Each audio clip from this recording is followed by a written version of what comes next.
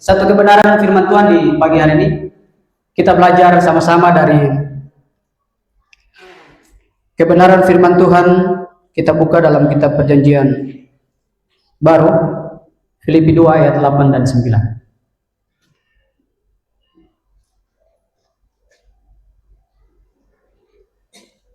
Ya, firman sudah ada di depan. Mari kita baca sama-sama kebenaran firman Tuhan ini. Filipi 2 ayat 8 dan 9. 2, 3. Sebab karena kasih karunia kamu diselamatkan oleh iman. Itu bukan hasil usahamu, tetapi pemberian Allah. Itu bukan hasil pekerjaanmu. Jangan ada orang yang membanggakan diri. Haleluya. Mari kita baca sekali lagi dengan suara yang benar-benar dari Tuhan Yesus. Haleluya. 2 ayat 3.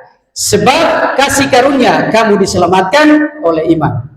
Itu bukan hasil usahamu, tetapi pemberian Allah. Itu bukan hasil pekerjaanmu. Jangan ada orang yang membanggakan diri. Sederhana firman Tuhan ini kita sudah baca, setiap kita sudah baca firman Tuhan ini. Firman Tuhan di pagi hari ini hanya mau mengingatkan kita kembali saja dalam kebenaran Tuhan. Sorry ya, Efesus bukan Filipi ya. Tuh di Efesus itu salah catat.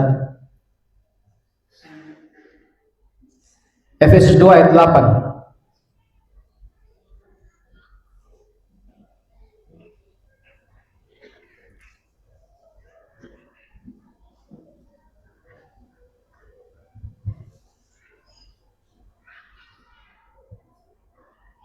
Ya. Mari berikan kemuliaan bagi Tuhan. Haleluya. Bapak Ibu umat Tuhan diberkati Tuhan. Kalau kita ada sampai hari ini, kalau kita hidup sampai hari ini, itu cuma karena kasih karunia Tuhan. Amin. Itu hanya karena kasih karunia Tuhan. Kalau kita memiliki segala sesuatu dalam hidup kita sampai hari ini, kekayaan kah, kehormatan kah, harta kekayaan, ya, kita punya kedudukan jabatan dan seterusnya dalam hidup kita di hari ini, itu semua karena kasih karunia Tuhan. Jadi kita percaya bahwa kalau kita ada sampai di hari ini, itu semua karena kasih karunia Tuhan. Kasih karunia Tuhan yang Tuhan berikan bagi kita, orang-orang yang sebenarnya tidak pantas untuk menerimanya. Amin Bapak Ibu. Kita paham ya, kita mengerti bahwa kasih karunia Tuhan itu diberikan secara cuma-cuma kepada orang-orang yang mau percaya kepada Yesus. Amin. Orang-orang yang mau meninggalkan kegelapan dan masuk ke dalam terang ajaibnya Tuhan. Itu orang-orang yang menerima kasih karunia Tuhan. Tuhan kita itu Tuhan yang setia, Tuhan yang berjanji, Tuhan yang tidak pernah mengingkari janjinya. Tapi pertanyaannya, apakah kasih karunia itu bisa hilang daripada kita? Kalau untuk Tuhan, kasih karunia tidak pernah hilang. Karena dia adalah Allah yang setia, Allah yang berjanji, tidak pernah mengingkari janjinya. Kasih karunia itu akan hilang dari kita kalau kita tidak mempertahankannya. Amin. Kita tidak menjaganya, kita tidak menghormatinya, dan kita sadar bahwa kita adalah orang-orang penerima kasih karunia. Amin Bapak Ibu. Bilang kiri kanan, kita adalah penerima kasih karunia. Haleluya. Nah di pagi hari ini ada 3 hal yang kita belajar di pagi hari ini untuk kita melihat bagaimana kita itu adalah orang-orang yang pantas untuk menerima kasih karunia daripada Tuhan. Firman Tuhan di pagi hari ini mengingatkan kita kembali saja untuk kita merefleksi ulang kehidupan kita sampai di hari ini. Apakah kita orang-orang yang terus pantas untuk menerima kasih karunia Tuhan? Haleluya. Saya berikan judul di pagi hari ini. Kita baca sama-sama judulnya, kasih karunia itu mahal. Amin. Kasih karunia itu mahal. Kenapa mahal? Karena diberikan secara cuma-cuma. Kita tidak punya usaha apa-apa untuk mendapatkannya. Haleluya. Kita tidak punya usaha. Kita tidak bekerja dengan sekuat tenaga kita untuk mendapatkan kasih karunia itu. Kita tidak dicari di ujung sana dan ujung sana atau di seberang laut, tidak. Tapi kasih karunia itu diberikan secara cuma-cuma kepada orang yang percaya kepada kita. Makanya kasih karunia itu dia mahal. Sesuatu yang mahal itu kalau kita dapatkan atau kita terima, apakah kita biarkan begitu saja? Atau kita jaga dia? Atau kita rawat dia? Atau kita Jaga supaya jangan sampai sesuatu yang mahal itu hilang daripada kita. Haleluya. Saya mau tanya Bapak Ibu, jemaat Tuhan, sesuatu yang mahal itu, apakah kita harus jaga, pelihara, kita pertahankan, atau kita biarkan begitu saja? Saya percaya jawabannya harus kita jaga. Amin. Kita pertahankan, kita jaga, supaya apa? Kasih karunia itu jangan hilang dalam kehidupan. Tuhan memberikan kita nafas hidup sampai hari ini, sampai kita duduk ini. Itu adalah kasih karunia dari Tuhan. Amin. Kapan nafas kita ini tidak ada dalam tubuh kita jasmani? Waktu pemiliknya mengambil kembali. Artinya bahwa itu menandakan bahwa kita tidak punya pekerjaan di dalam. Kita tidak punya usaha di dalam untuk kasih karunia itu. Karena kasih karunia itu adalah milik dari Tuhan sendiri. Kapan saja dia mau ambil, kapan saja mau dia tarik dari hidup kita, tergantung dari pemiliknya. Haleluya. Nah, 3 hal yang kita bicara di pagi hari ini, yang kita harus tahu dan kita miliki di pagi hari ini. Yang pertama, untuk kasih karunia itu tidak boleh hilang dari kehidupan kita. Dan kasih karunia itu adalah kasih karunia yang mahal dalam hidup kita. Maka yang pertama, kita harus menghormati pemberian Allah. Karena kasih karunia Tuhan itu adalah pemberian Allah bagi kita. Amin. Sesuatu yang diberikan itu harus kita pertahankan dia. Amin. Sesuatu yang diberikan bagi kita itu sesuatu yang luar biasa, yang dipercayakan oleh seseorang kepada kita. Jadi kasih karunia itu mahal. Hal yang pertama yang harus kita lakukan adalah kita menghormati pemberian daripada Allah itu. Karena apa? Diberikan cuma-cuma. Yang kedua, kasih karunia mahal itu, apa yang harus kita lakukan? Kita menjaga pemberian itu dengan baik. Yang pertama kita menghormati, dan yang kedua kita harus menjaga. Dan yang ketiga, kita harus mengerti dan pahami bahwa kita adalah penerima kasih karunia itu. 3 bagian ini menjadi perenungan bagi kita dalam kehidupan kita untuk kita terus berjalan dalam hidup kita. Kasih karunia itu mahal. Apa yang kita lakukan? Harus menghormati pemberian kasih karunia itu. Harus menjaganya. Dan kemudian apa? Percaya dalam diri kita, sadar dalam diri kita bahwa kita adalah penerima kasih karunia. Kita bukan pemberi, tapi kita penerima. Hanya menerima saja. Tinggal terima saja, tidak bekerja, tidak berusaha, tapi hanya tinggal menerima apa yang Tuhan berikan, yaitu kasih karunia dalam kehidupan kita. Hal yang pertama kita lihat, kasih karunia itu mahal. Kita harus menghormati pemberian Allah. Next, menghormati pemberian Allah. Yang pertama harus hidup sesuai dengan kehendak Allah. Harus apa? Hidup sesuai dengan kehendak Allah. Di dalam kebenaran firman Tuhan, next, 2 Korintus 6 ayat 1. Kebenaran firman Tuhan tadi malam di doa puasa, kemarin doa puasa. Kita baca sama-sama kebenaran firman Tuhan ini. Sebagai teman-teman sekerja, kami menasihatkan kamu supaya kamu jangan membuat menjadi sia-sia kasih karunia Allah yang telah kamu terima. Haleluya Bapak Ibu. Jadi, untuk menghormati pemberian Allah, kasih karunia itu, kita harus hidup sesuai dengan apa yang Tuhan berikan. Apa yang Tuhan nyatakan di dalam kehidupan kita. Dia bilang apa? Sebagai teman-teman sekerja. Kita adalah teman-teman sekerja. Kita adalah umat Tuhan yang masih ada di bumi ini.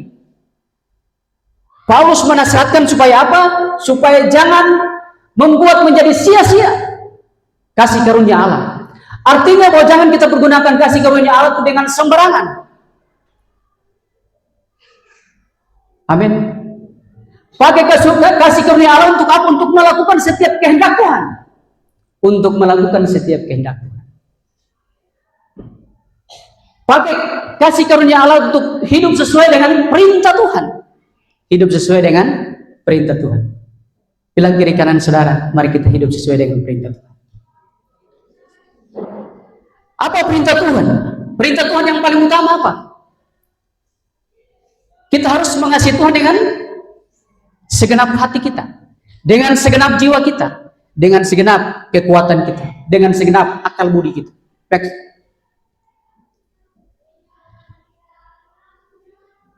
Next. Iya. Yang pertama, yang tadi kita melakukan kehendak Tuhan, maka yang berikut kita harus taat pada firman. Kehendak Tuhan itu apa? Kita lakukan firman-Nya. Firman Tuhan katakan apa? Jikalau kamu mengasihi aku, kamu akan menurut segala perintahku. Yohanes 14 ayat 15. Mari kita baca sama-sama firman Tuhan ini. 2-3 ada di depan. Jikalau kamu mengasihi aku, kamu akan menuruti segala perintahku. Inilah kehendak Allah. Pemberi kasih karunia tadi itu. Pemberi kasih karunia tadi itu. Firman Tuhan jelaskan bagi kita bahwa jikalau kita mengasihi Tuhan, maka apa? Kita menuruti segala perintahnya. Apa perintah Tuhan? Perintah Tuhan yang pertama, kita mengasihi Allah. Coba tampilkan dia punya itu. Ya. Yang pertama kita mengasihi Allah. Hubungan kita. Dan yang kedua, mengasihi sama. Bagian ini menjadi bagian yang harus kita miliki. Bagian ini menjadi bagian yang harus kita ingat. Dan kita terus ada dalam kehidupan sebagai orang percaya. Bahwa untuk mengasihi Tuhan, melakukan perintahnya, itu apa? Mengasihi Tuhan. Tetapi juga mengasihi sama. Hubungan vertikal dan horizontal itu tetap berjalan terus dalam kehidupan kita. Itulah orang-orang yang menerima kasih karunia. Kalau orang yang tidak mengerti dan memahami akan kasih karunia Tuhan dalam hidupnya, dia tidak dapat melakukan ini. Hal ini. Susah mengasihi Tuhan, apalagi mengasihi sesama. Tetapi bagi kita orang yang terus percaya dan kita memiliki kasih karunia Tuhan dalam hidup kita, bagi kita orang-orang yang mampu melakukan ini, mengasihi Allah dan mengasihi sesama. Firman Tuhan, tampilkan firman Tuhannya. Dalam Matius 22 ayat yang ke 37 sampai 38. Mari masih bisa baca ya. Kelihatan tidak? Ada bawa Alkitab bisa buka?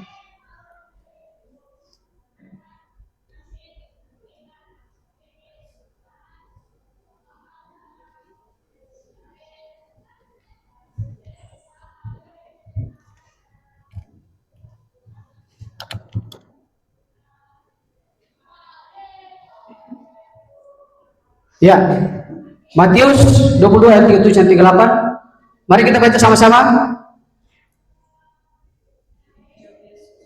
Jawab Yesus kepadanya, kasihilah Tuhan Allahmu dengan segenap hatimu, dan dengan segenap jiwamu, dan dengan segenap kekuatan, dan dengan segenap akal budimu. Itulah hukum yang terutama dan yang pertama. Jadi mengasihi Tuhan, mengasihilah Allah, itu adalah hukum yang pertama. Amin Bapak Ibu.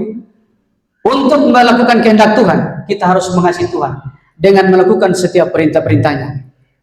Mengasihi Allah, jawab Yesus kepada murid-muridnya, kepada orang banyak di situ. Kasihilah Tuhan Allahmu dengan segenap hatimu, dan dengan segenap jiwamu, dan dengan segenap akal budimu. Itulah hukum yang pertama dan terutama. Haleluya. Jadi Bapak Ibu, mari kita terus belajar. Firman ini mengingatkan kita untuk kita benar-benar mengasihi Tuhan dengan segenap hati kita. Kalau kita mengasihi Tuhan dengan segenap hati kita, maka kita mampu untuk melakukan apa yang Tuhan kehendaki. Contoh sederhana. Kalau kita mau beribadah, ada dalam pertemuan-pertemuan ibadah. Kalau kita lakukan dengan mengasihi Allah dengan sungguh-sungguh, maka itu akan keluar dari hati kita yang paling dalam. Karena mengasihi Tuhan. Amin. Dan waktu kita pergi untuk bertemu dengan Allah dalam ibadah itu, tidak ada hal-hal yang mengikat kita. Tidak ada kata tapi, kalau ibadah nanti, tapi, nanti, dan tapi. Itu tidak ada. Amin Bapak Ibu. Haleluya. Tapi kalau kita mengasihi Allah dengan sungguh-sungguh, dengan segenap hati kita, dengan segenap akal budi kita, maka saya percaya bahwa kita akan melakukan dengan apa? Dengan setia kepada Tuhan. Tetapi hukum yang kedua daripada itu apa? Tetapi kasihilah sesama manusia seperti dirimu sendiri. Jadi waktu kita mengasihi Allah, kalau dengan sungguh-sungguh kita sudah mengasihi Allah, otomatis mengasihi sesama tuh sangat mudah dan gampang. Amin. Sangat mudah dan gampang kita lakukan. Kenapa? Karena kuncinya tadi, hubungan vertikal kita dengan Tuhan itu hubungan yang paling utama dan terutama. Kalau itu dia berjalan baik, maka hubungan yang kedua, yaitu mengasihi sesama, itu otomatis. Ya, tidak ada lagi kebencian, tidak ada lagi dendam, tidak ada lagi sakit hati, ya, tidak ada lagi dengki, amarah, tidak ada lagi simpan hati, tidak ada lagi simpan pikiran, tidak ada lagi macam-macam yang bukan datang daripada Tuhan. Tetapi yang muncul dalam kehidupan kita, nyata dalam hidup kita adalah apa? Kemurnian dan apa? Hidup yang baik, saling mengasihi, saling menghormati, saling menegur dalam kasih. Haleluya. Berikan kemuliaan bagi Tuhan. Yang berikut, selain kita mengasihi Allah, ikuti perintah-perintahnya. Di dalam Roma 33 ayat 3, Roma 3 ayat 30, 23 sampai 25. Firman Tuhan katakan, bisa baca sama-sama? 23. Karena semua orang telah berbuat dosa dan telah hilang kemuliaan Allah, dan oleh kasih karunia telah dibenarkan dengan cuma-cuma karena penebusan dalam Kristus Yesus. Kristus Yesus telah ditentukan Allah menjadi jalan pendamaian karena iman dan darahnya. Hal itu dibuatnya untuk menunjukkan keadilannya karena ia telah membiarkan dosa-dosa yang telah terjadi dahulu pada masa kesabarannya. Berikan kemuliaan bagi Tuhan. Hal yang berikut, bahwa tadi mengikuti kehendak Allah, melakukan kehendak Allah. Yang kedua, kita ikuti perintah, mengasihi Tuhan, mengasihi Allah, dan mengasihi sesama. Tetapi yang jauh lebih penting untuk kita ingat, kasih karunia Allah dalam kehidupan kita, harus kita ingat bahwa pengorbanan Tuhan, pengorbanan Yesus itu mahal. Amin. Pengorbanan Yesus itu mahal dalam hidup kita. Coba tampilkan slide berikut.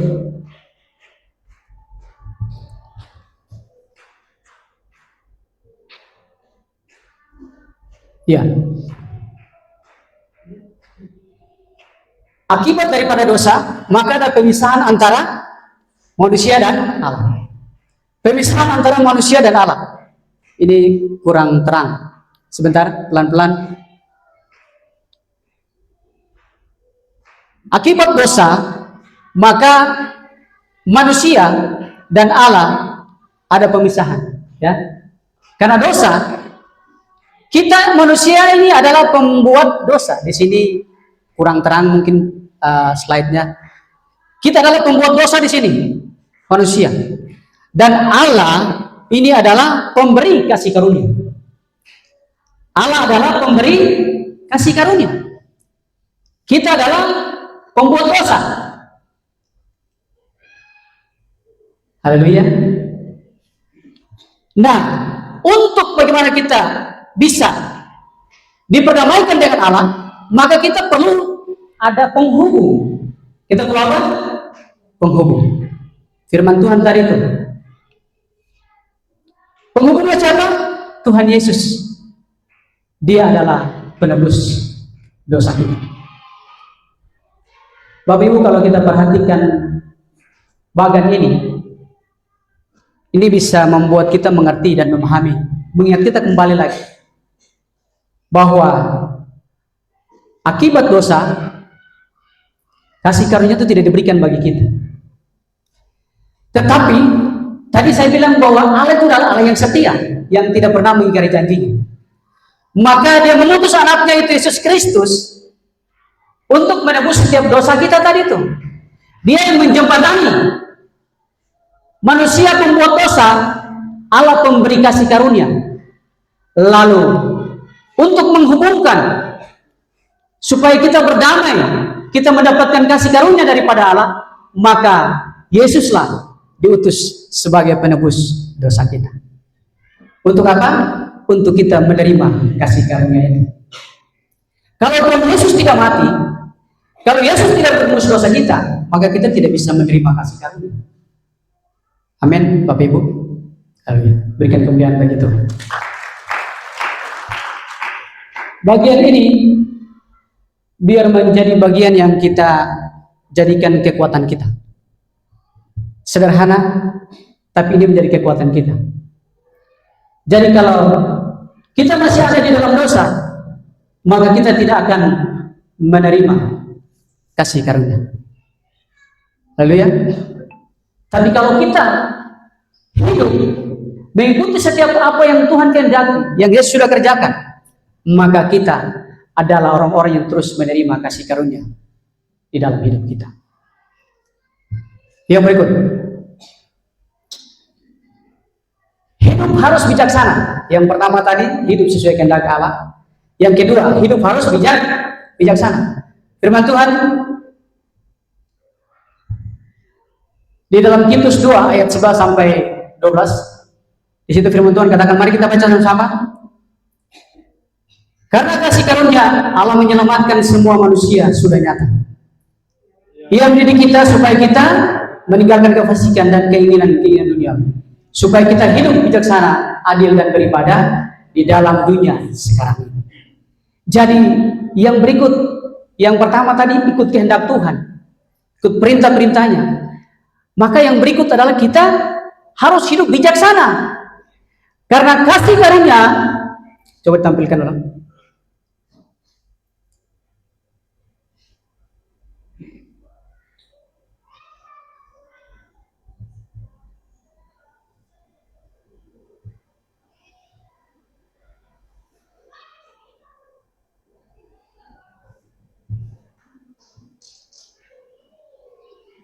Ya. Karena kasih karunia Allah menyelamatkan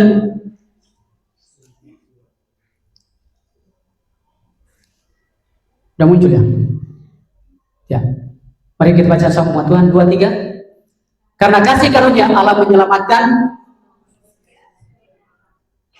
Ia mendidik kita supaya kita meninggalkan kefasikan dan keinginan duniawi, dan supaya kita hidup bijaksana, adil dan beribadah di dalam dunia sekarang ini. Bapak Ibu jemaat Tuhan yang dikasihi, dalam kehidupan kita untuk menerima kasih karunia, untuk kasih karunia itu terus dalam hidup kita, kita harus hidup bijaksana. Bijaksana untuk apa? Untuk mengatur hidup kita, mengatur segala sesuatu yang kita ada sekarang di dunia ini. Hal yang pertama untuk itu bijaksana, yaitu harus kita mengatur waktu kita. Berikut, kita mempergunakan waktu kita. Efesus 5 ayat 6 sampai 17. Ayat 16 sampai 17 dikatakan di situ. Dan pergunakanlah waktu yang ada, karena hari-hari ini jahat. Sebab itu janganlah kamu bodoh, tetapi usahakanlah supaya kamu mengerti kehendak Tuhan. Mari kita gunakan waktu kita dengan bijaksana. Untuk apa? Kita melakukan setiap kehendak Tuhan. Karena hari-hari ini jahat. Kita bersyukur kalau hari ini kita masih terus diberikan kemampuan, kekuatan oleh Tuhan untuk ada di sepanjang kehidupan kita. Kalau kemarin-kemarin mungkin kita jauh daripada Tuhan. Kalau kemarin-kemarin kita belum mengerti apa yang Tuhan mau dalam hidup kita, dan kita melakukan apa yang kita inginkan sesuka hati kita. Tetapi di hari ini, mari kita mempergunakan waktu kita dengan baik untuk mengasihi Tuhan, untuk melakukan setiap kehendak Tuhan. Kenapa?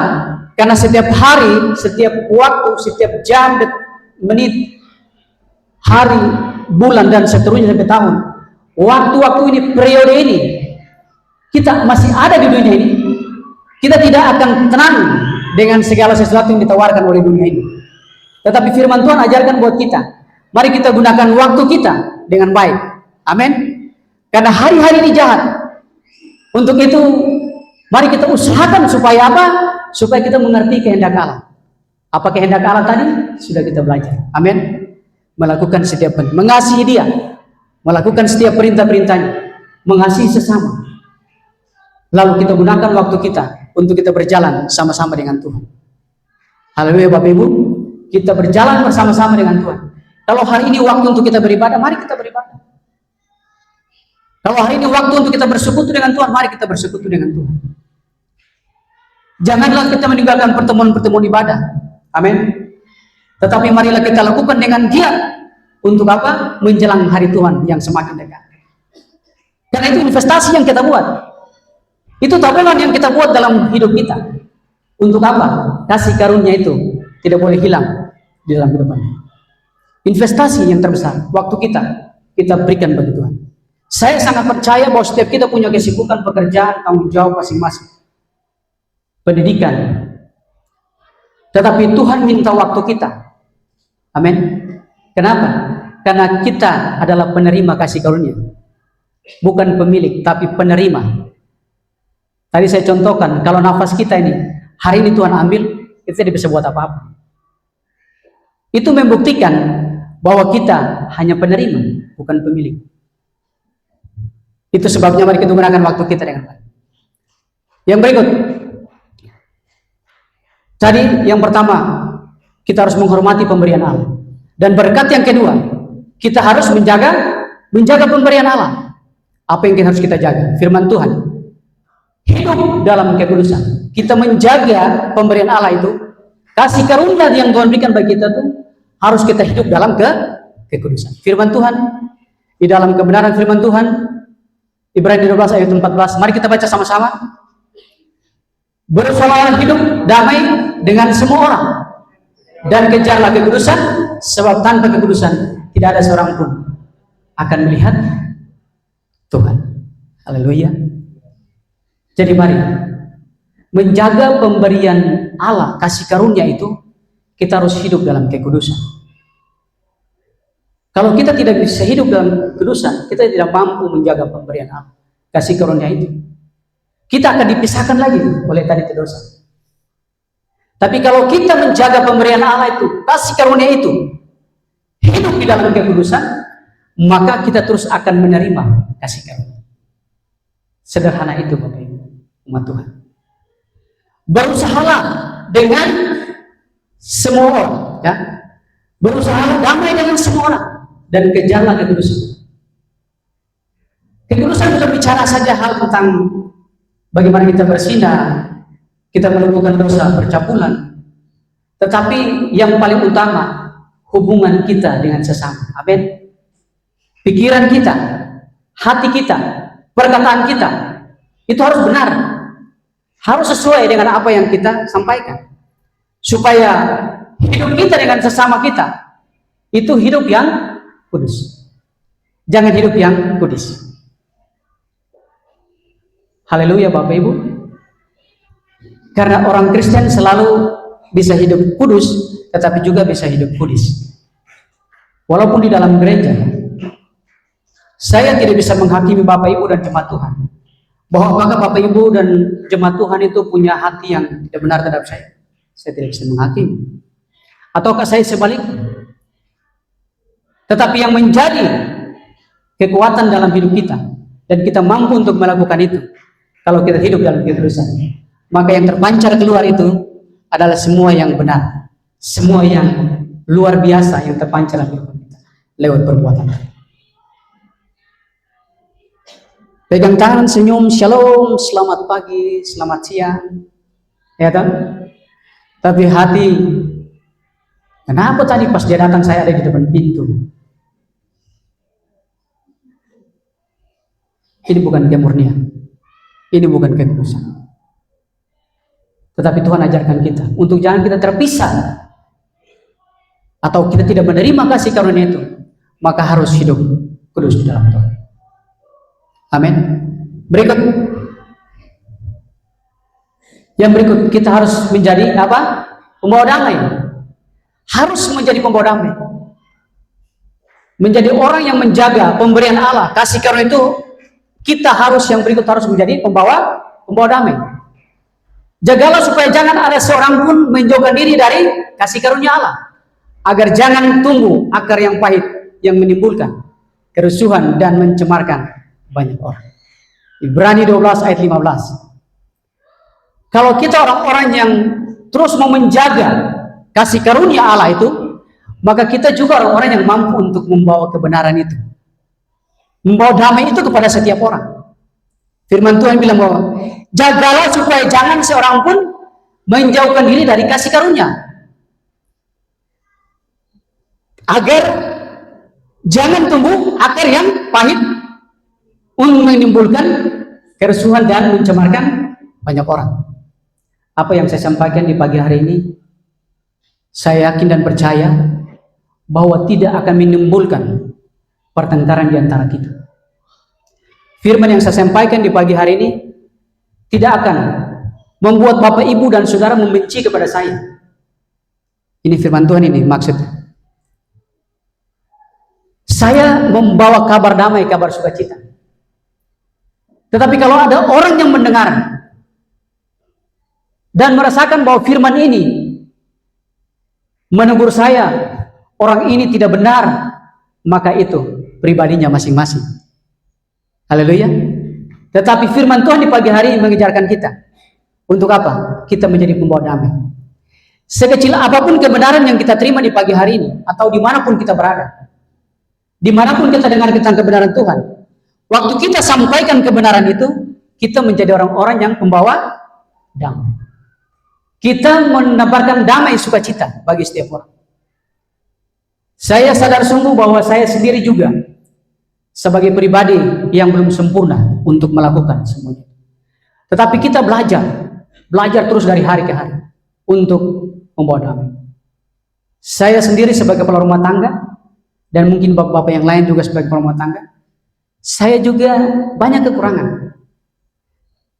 bilang membawa damai. Hari ini, saat ini, jam ini saya menebarkan sukacita dan sejahtera untuk keluarga, istri, anak-anak, orang tua. Tetapi beberapa jam kemudian saya sudah menebarkan duka cita di dalam hati mereka. Akibat daripada apa? Dari kita tidak mempertahankan apa yang Tuhan inginkan dalam kehidupan kita, yaitu kasih karunia. Kita tidak mengerti dan kita menganggap bahwa kasih karunia itu biasa-biasa. Tetapi di pagi hari ini, mari kita menjadi pembawa damai di dalam apa? Kasih karunia yang Tuhan berikan bagi kita. Yang berikut, hal yang ketiga. Yang kedua tadi kita menjaga kasih karunia. Dan yang ketiga kita sebagai penerima kasih karunia. Bilang kiri kanan saudara, kita adalah penerima kasih karunia. Amin. Sebagai orang-orang yang menerima kasih karunia, kita harus apa?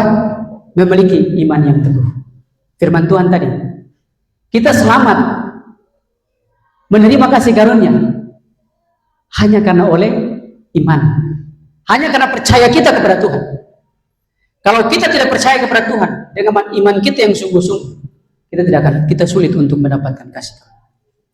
Firman Tuhan katakan, next. Sebab karena kasih karunia kamu diselamatkan oleh iman. Efesus 2 ayat 8. Firman Tuhan kita bacakan tadi. Sebab karena kasih karunia kamu diselamatkan oleh iman. Berarti yang menjadi poin penting dalam kehidupan kita, Bapak Ibu, di hari ini, imanlah yang akan membawa kita untuk terus mempertahankan kasih karunia yang Tuhan berikan bagi kita. Haleluya. Hari ini kita hadir di sini itu karena kita beriman kepada Tuhan Yesus. Setuju ya? Hari ini kita hadir di sini karena kita beriman kepada Tuhan Yesus. Hari ini kita hadir di sini karena kita mau supaya kasih karunia itu tidak akan hilang dari hidup kita. Hari ini kita hadir di sini karena kita mau kita sebagai penerima kasih karunia yang tidak pernah diambil lagi, tetapi diberikan terus bagi kita untuk kita menerimanya. Itu dengan apa? Dengan iman yang teguh dalam kehidupan kita. Miliki iman yang teguh. Kebenaran Bapak Gembala sampaikan, iman yang diperjuangkan, ya. Iman yang terus bertumbuh, iman yang memiliki karakter Kristus di dalam kehidupan kita. Maka sebagai penerima kasih karunia, kita harus memiliki iman yang teguh. Sebab kasih karunia kamu diselamatkan oleh iman. Ya. Iman kepada siapa? Kepada Yesus Kristus. Yesuslah iman kita itu sudah. Yesuslah yang menyelamatkan kita. Firman Tuhan sederhana, sebab kasih karunia yang kita peroleh itu kita dapatkan dari siapa? Dari Yesus yang sebagai pendamai tadi, yang menjembatani kita tadi itu, yang menghubungkan kita dengan Allah dan menerima kembali kasih karunia.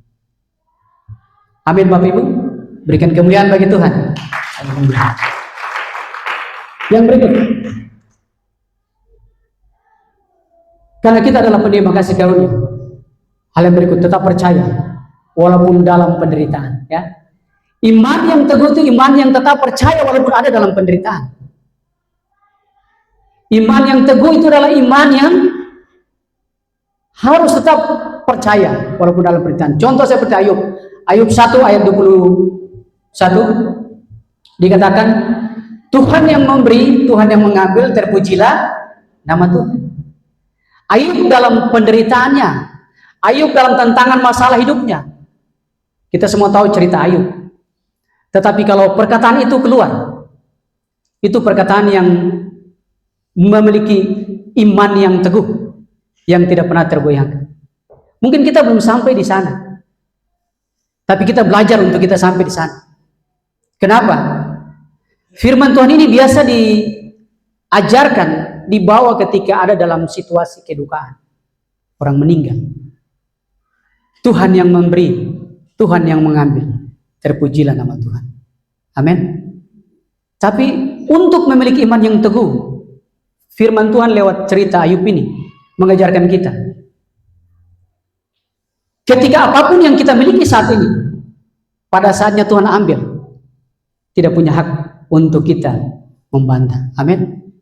Saatnya Tuhan ambil, itu milik Dia. Tapi yang Tuhan minta saat ini adalah kita harus memiliki iman yang teguh.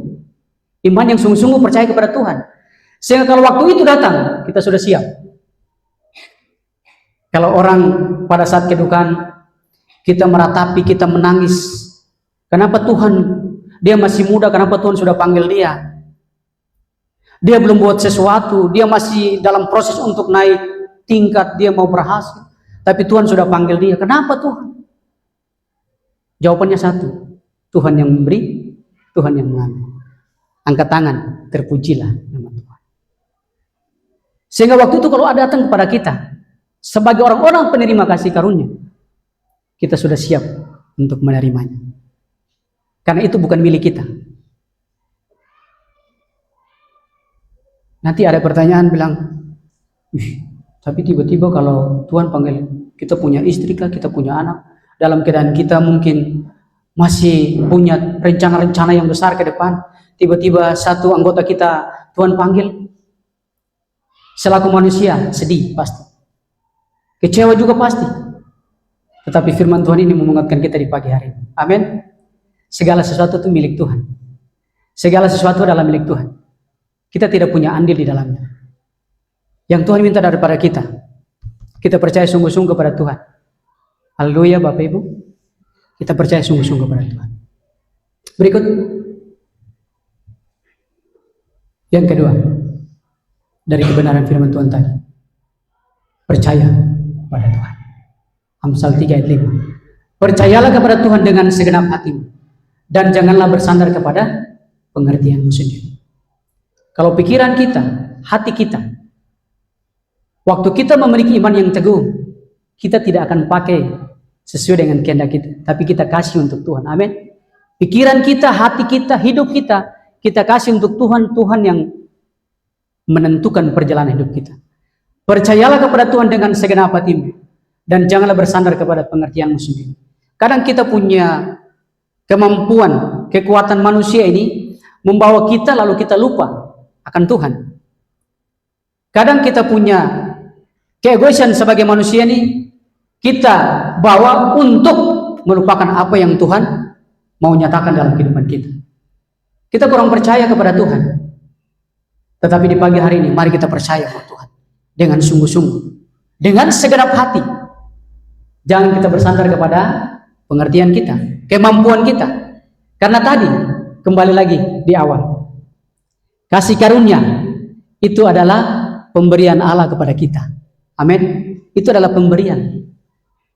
Bukan kita yang mengusahakannya, tetapi kita adalah penerima. Kita diberikan kasih karunia sebagai sesuatu yang mahal dalam kehidupan kita. Sehingga apa yang kita rasakan, kita alami saat ini, yang kita mau kerjakan saat ini, kita percayakan bagi Tuhan. Jangan kita berjalan dengan keinginan kita sendiri, tapi kita libatkan Tuhan di dalam setiap kehidupan kita. Percayalah kepada Tuhan dengan segenap hatimu dan janganlah bersandar kepada pengertian sendiri. Amin Bapak Ibu. Lihat kiri kanan, senyum sedikit dulu. Jangan tegang-tegang. Haleluya. Berikan kemuliaan bagi Tuhan. Nah, kebenaran firman Tuhan itu luar biasa dalam hidup kita. Yang kedua, miliki kerendahan hati. Miliki kerendahan hati. Haleluya. Firman Tuhannya